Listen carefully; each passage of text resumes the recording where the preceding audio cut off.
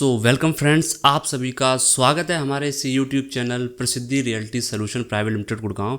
सबसे पहले हम आप सभी को दिल से बहुत बहुत शुक्रिया बोलना चाहते हैं, क्योंकि जो हमने वीडियो डाला था गुड़गांव मार्केट के ऊपर कि गुड़गांव मार्केट में एक बहुत बड़ा क्रैश आने वाला है, उस वीडियो का जो रिस्पॉन्स है जितना हमने सोचा था उससे बहुत ज़्यादा बेटर और बहुत अच्छा मिला है। जिस वीडियो को देखकर आप सभी की जो क्वेरीज़ हैं, क्वेश्चंस हैं, वो भी कई लोगों ने अपने कमेंट सेक्शन में क्वेश्चंस डाले हैं। कई लोगों की जो क्वेरीज़ होती हैं जिन पर आमतौर पर कोई चर्चा नहीं करता है और जिसको लेकर उनके साथ फ्रॉड किया जाता है, उन सारी क्वेरीज़ को, उन सारी चीज़ों को हमने उस वीडियो में डिस्कस किया। आप सभी का बहुत बहुत धन्यवाद उस वीडियो को इतना ज़्यादा प्यार देने के लिए। और आपने जो भी कमेंट सेक्शन में अपनी क्वेरीज डाली थी, क्वेश्चंस डाले थे और कुछ कॉम्प्लीमेंट्स भी थे, तो आज हम उन पर चर्चा करेंगे और इस वीडियो को थोड़ा सा एक्सटेंड करेंगे, थोड़ा सा इस चर्चा को एंड तक लेकर जाएंगे कि आखिरकार गुड़गांव में क्या चल रहा है और हम उसको कैसे देख सकते हैं। तो आइए शुरुआत करते हैं, थोड़ा सा लास्ट वीडियो को थोड़ा सा रिकैप करते हैं। Thank you Shivam and thank you. Recap करने के लिए मैं शिवम आपसे यही बोलूँगा कि जो कस्टमर हैं जिन्होंने अपना क्वेरी किया है या क्वेश्चन किया है ना, हम उसके ऊपर आज डिस्कस करते हैं, लोगों से पूछते हैं। तो आप प्लीज़ एक एक करके आप क्वेश्चन करो। तो आप सभी ने बहुत सारे क्वेश्चंस पूछे कमेंट सेक्शन में, तो वो बहुत सारे कमेंट्स थे, तो हर एक कमेंट्स को पढ़ना पॉसिबल नहीं है। तो उन सारे कमेंट्स को लेकर हमने कुछ क्वेश्चंस तैयार करें जिसमें आपके सारे क्वेश्चंस के आंसर्स आपको मिलने वाले हैं। तो पहला सवाल हम सर से पूछते हैं कि गुड़गांव के अंदर प्रेजेंट टाइम में क्या 100% बबल है या फिर नहीं? हाँ, 100% बबल नहीं है, बबल है बट 100% नहीं है।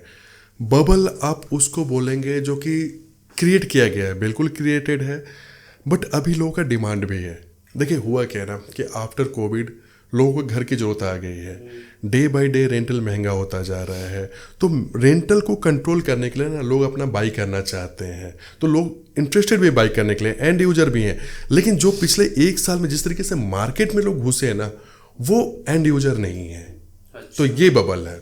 अब हम दूसरा सवाल सर से पूछते हैं, जो दूसरा क्वेश्चन है दैट इज़ कि इस समय गुड़गांव मार्केट के अंदर इन्वेस्ट करना सही रहेगा या फिर नहीं, और अगर इन्वेस्ट करना सही है तो क्यों है, और अगर नहीं इन्वेस्ट करना है तो क्यों नहीं करना चाहिए, उसके बारे में जानते हैं। देखिए अभी के समय में गुड़गांव में इन्वेस्ट करने का बिल्कुल सही समय है, बशर्ते कि आपको सिर्फ एक चीज़ डिसाइड करना है कि आप किस बिल्डर के प्रॉपर्टी को डिसाइड कर रहे हैं।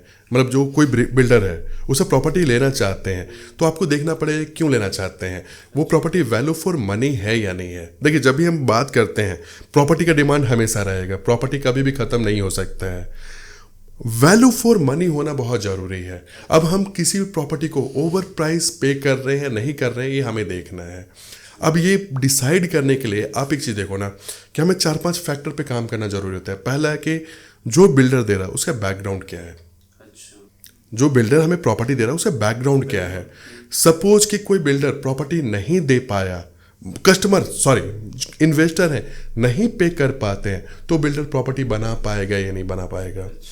तीसरा पॉइंट क्या है कि क्या उसके पास कैश क्रंच तो नहीं आ रहा है ना। ये सब चीज़ों का ना हमें एक रफ चेक तैयार करना बहुत ज़रूरी है। और जब हम अपने सारे रफ चेक को टिक कर लेके हाँ सही है सही है सही है, बिल्कुल आप जाइए। या फिर आप देखिए कि हमारा प्रॉपर्टी वैल्यू फॉर मनी है या नहीं है। वैल्यू फॉर मनी का मतलब कि हम एक 3 BHK का प्रॉपर्टी बाई कर रहे हैं, तो उसका एक्चुअल प्राइसिंग क्या है। एक्चुअल प्राइसिंग यदि हमारे नीड को मीट कर रहा तो वैल्यू फॉर मनी है। अब हम किसी प्रॉपर्टी को अनवांटेड 25,000 दें और उस 1 एकड़ में 100 लोग रहे, वो वैल्यू फॉर मनी नहीं है। इसके बाद हम तीसरे सवाल का जवाब जानते हैं कि ये जो इस समय मार्केट है गुड़गांव की, वो इन्वेस्टर के लिए सही मार्केट है या फिर एंड यूज़र के लिए, यानी कि किसको इन्वेस्ट करना चाहिए, इन्वेस्टर्स को या फिर एंड यूज़र को? क्वेश्चन बिल्कुल बहुत सही है और बहुत कॉम्प्लिकेटेड भी है। मार्केट दोनों लोगों के लिए बहुत सही है। इन्वेस्टर का मतलब ये होता है कि हमने इन्वेस्ट किया तो आप अपना बैकअप ले करके चलो। In case any financial turmoil आप अपने आप को स्टैंड कर पाते हैं या नहीं। और जो एंड यूजर है उनको तो प्रॉपर्टी चाहिए ही चाहिए ना, उनके तो कभी भी ये तो नेवर एंडिंग प्रोसेस है भाई। आज मैं मैरिड हूँ, पहले लोग रिटायरमेंट के बाद घर बनाते थे, आज जॉब के साथ लोग घर बना रहे हैं, तो पहला घर या दूसरा घर तो सबको चाहिए। तो एंड यूजर के लिए तो हमेशा ही मतलब वो एवरग्रीन है। पैनिक में नहीं फंसना है कि बिकॉज उन्होंने कर लिया इसलिए मैं करूँ, वो नहीं करना है। बाकी इन्वेस्टर के लिए बहुत सही है, बिकॉज मुझे पास सरप्लस अमाउंट है, मुझे भी अपना टैक्स गेन बचाना है, मैं भी अपने शेयर मार्केट से बहुत पैसा कमाया है, मुझे उस पैसे को कहीं इन्वेस्ट करना है, तो प्रॉपर्टी तो चाहिए चाहिए। एंड यूजर है भाई, मुझे तो घर चाहिए ना, तो राइट टाइम तो दोनों लोगों के लिए है। अब इसके बाद हम आगे बढ़ते हैं और एक बहुत बड़ी चीज़ है लग्जरी। गुड़गांव के अंदर हर कोई लग्जरी लग्जरी गा रहा है, कोई भी प्रोजेक्ट लेके आ रहा है, वो लग्जरी अपने प्रोजेक्ट को लग्जरी डिफाइन कर रहा है। बट एक्चुअल में लग्जरी की डेफिनेशन क्या है, और ये आपकी क्वेरी भी आई हुई थी कि एक्चुअल में लग्जरी को हम कैसे आइडेंटिफाई करें, कैसे पता करें कि कोई जो प्रोजेक्ट है उसकी क्या डेफिनेशन है, उसकी क्या क्राइटेरिया जिसके बेसिस पर हम ये आइडेंटिफाई कर पाएँ कि वो एक्चुअल में लग्जरी है या फिर नहीं। अब आइए उसके बारे में बात। शिवम, एक बात आप बताओ मुझे, लग्जरी किसको बोलोगे? 10 एकड़ का प्रोजेक्ट है, हमने क्या किया कि 10 एकड़ में 1100 फ्लैट दे दिए। फ्लैट के साइज 1700 से 2000 स्क्वायर फीट के बीच में रखते हैं, नाम डिफाइन उसको कर रहे हैं कि लग्जरी है। क्या वो है? नहीं। लग्जरी को डिफाइन, जैसे कि आप गुड़गांव की हम बात करते हैं, अब गुड़गांव की बात कर लो तो गुड़गांव में अरालिया है, मैग्नोलिया है, कैमेलिया है। इनको लग्जरी में आप डिफाइन कर सकते हो, बिकॉज यहाँ पे जेंट्री जो है क्लास है, प्रोफाइलिंग हो रहा है, उनका प्रोफाइलिंग हो रहा है ना। दूसरा है क्या कि जब प्रोफाइलिंग के साथ साथ 1 एकड़ में कितने लोग रह रहे हैं, क्या सब लोग का जो क्लास है ऑलमोस्ट सेम है ना? आप ये देख लो कि ऑलमोस्ट सेम है ना। तो जब वहां पे हम क्लास की बात करें, क्लास जो होता है लग्जरी हमेशा जेंट्री से होता है। आप लग्जरी को का मतलब क्या यूनिकनेस आप दे रहे हैं? अच्छा भाई इस प्रॉपर्टी में ये यूनिकनेस है। आप दिल्ली में आ जाओ, गोल्फ लिंक हो गया, अमृता सिल्किंग मार्ग हो गया, वहाँ पे आप देखो ना, एक एक घर जो है आधा एकड़ का है, 1 एकड़ का है, वो एक्चुअल में लग्जरी है। एक्चुअल में लग्जरी। वहाँ पे लोग कौन से रह रहे हैं? एक समय बोला जाता था कि जो लुटियंस है वो इंडिया के हर एक चीज़ों को इन्फ्लुएंस करते थे। अच्छा। अब 1 एकड़ में 100 फ्लैट है, साइज 1700 स्क्वायर फीट का है, 1800 स्क्वायर फीट का है, कैसे लग्जरी हो जाएगा? बिल्कुल बिल्कुल, मतलब एक तरह से डेंसिटी भी एक क्राइटेरिया है डिफाइन करने की। डेंसिटी है, क्लास है कि आपके यहाँ कौन लोग आ रहा है बाइक करने।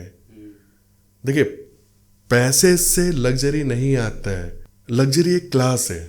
क्लास को आप डिफाइन नहीं कर सकते हो, उसके लिए आपको प्रोफाइलिंग बहुत ज़रूरी है।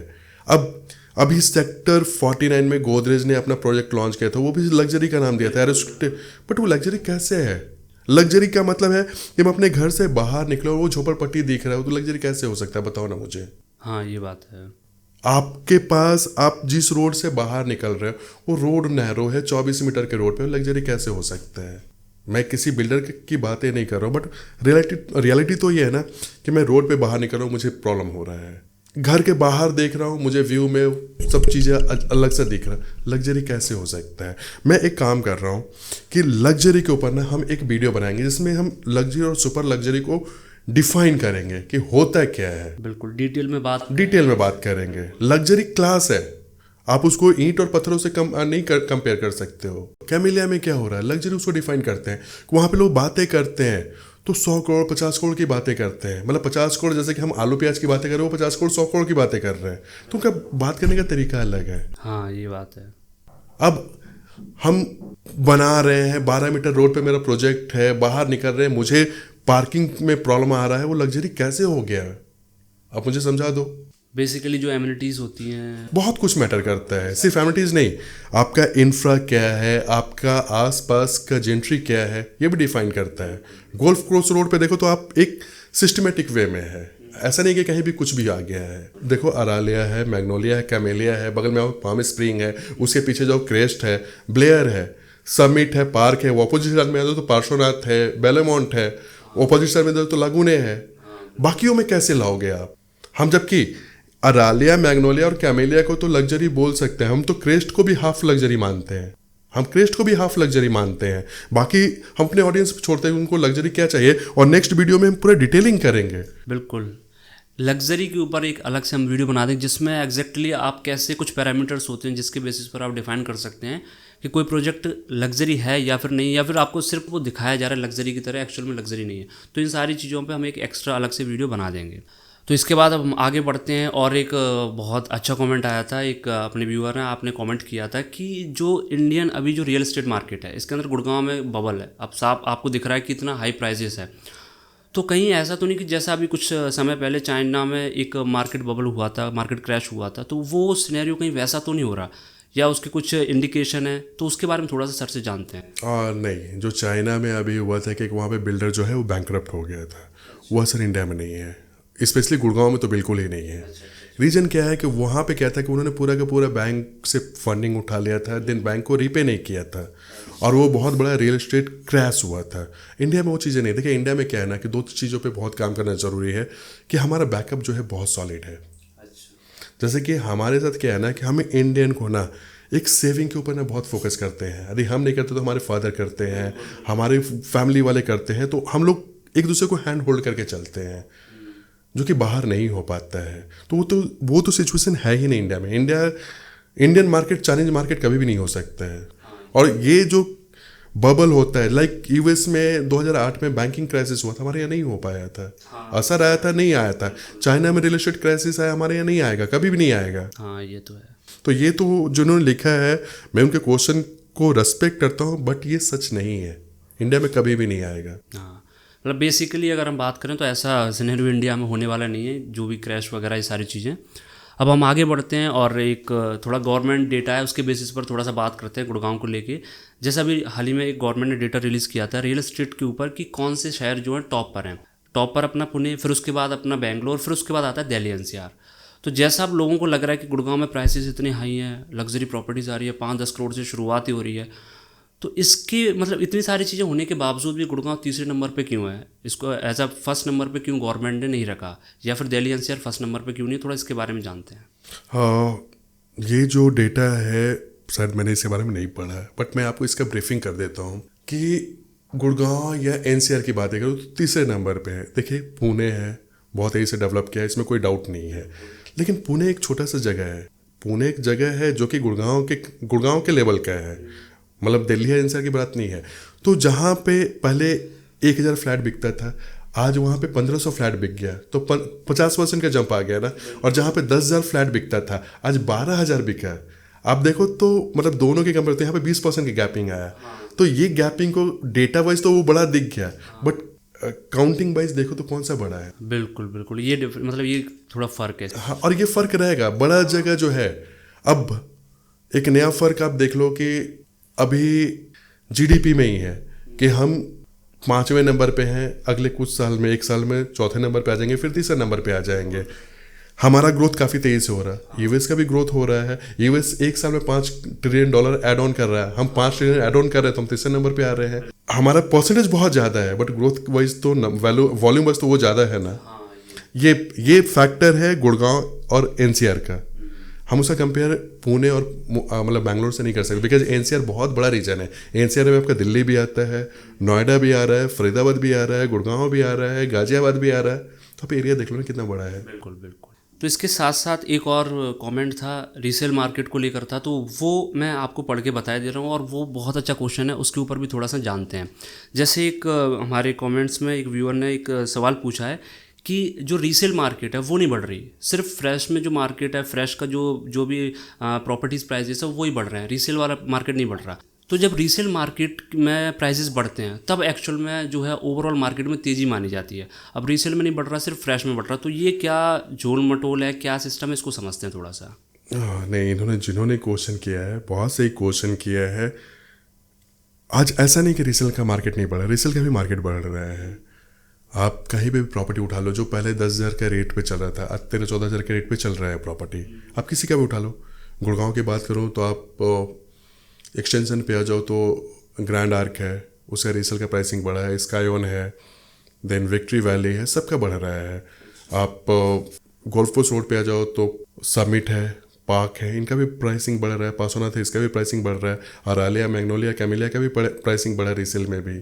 ऐसा नहीं है, मार्केट रीसेल में भी प्राइसिंग बढ़ा है पिछले 2 सालों में, लेकिन फ्रेश जो बुकिंग हो रहा है वो अनवांटेड हो रहा है, ज़रूरत से ज़्यादा एक तरह से देख। मतलब बिकॉज वहाँ पे क्या हो रहा है ना कि ये बिल्डर ने आज 19,000 का रेट रखा तो मुझे 20,000 का रखना है, उन्होंने 20,000 का कर दिया तो मैं 22 का रखूंगा। रिसेंटली एक आप बिलीव नहीं करोगे कि कल मुझसे सेंट्रल पार्क के कुछ लोगों ने मिले थे, वो बोल रहे थे कि हमारे ऑनर चिल्ला रहे हैं हमारे ऊपर कि आपने 23,000 पे क्यों बेच दिया, हमें तो 30,000 पे बेचना चाहिए था। तो ये चीज़ें लॉजिक में नहीं है। मतलब एक तरह से कंपटीशन लगा हुआ है, इसमें कंपटीशन रखा हुआ है कि कौन कितना बढ़ा सकता है, रियलिटी नहीं है। मतलब एक वैल्यू फॉर मनी होना चाहिए। भाई आप लग्जरी दे रहे हो तो दिखाओ ना कि आपका क्या, ऐसा क्या दे रहे हो कि लोग आपको बाई करें। बिल्कुल, आप बताओ, वो चाहिए। बिल्कुल बिल्कुल। लेकिन ऐसा नहीं कि रीसेल का रेट नहीं बढ़ा, रीसेल का भी रेट बढ़ा है। अच्छा, हाँ, तो अगर जैसे देखा जाए मार्केट में तो रीसेल के भी प्राइसेस बढ़ रहे हैं, बट जैसे कि सर ने बताया कि फ्रेश में थोड़ा कंपटीशन ज़्यादा, एक दूसरे से कम्पीट करने के चक्कर में प्राइसेस को ज़्यादा तेज़ी से बढ़ा रहे हैं। तो ये सारी वो क्वेरीज थी जो आपकी कमेंट सेक्शन में आई हुई थी, तो उसको लेकर हमने जो क्वेश्चंस उठाए उनके जवाब आपको इस वीडियो में दिए। काफ़ी हद तक एक्यूरेट देने की कोशिश करी है, बट कुछ चीज़ें होती हैं जो एक्यूरेट नहीं होती हैं। तो आप कहाँ तक इन चीज़ों से सहमत हैं, प्लीज़ कमेंट सेक्शन में ज़रूर लिखें। और ये जो सवाल हमने सर से पूछे हैं, सर ने अपना व्यू पॉइंट रखा है, ज़रूरी नहीं है कि वो 100% श्योर है, 100% सही हो। इसमें आपका अपना व्यू पॉइंट भी हो सकता है। आप एज ए इन्वेस्टर अपने व्यू ज़रूर रखें, जिससे और बायर्स को एक अवेयरनेस मिले।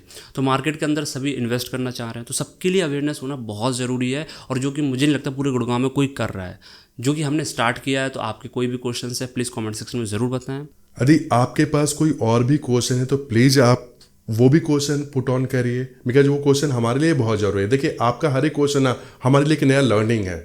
आपका सपोर्ट हमें चाहिए ही चाहिए आगे बढ़ने के लिए। तो वीडियो को एंड करते हैं। बाकी अगर आपने चैनल अभी तक सब्सक्राइब नहीं किया तो उसको सब्सक्राइब ज़रूर कर लें। And thanks for watching this video. Thank you.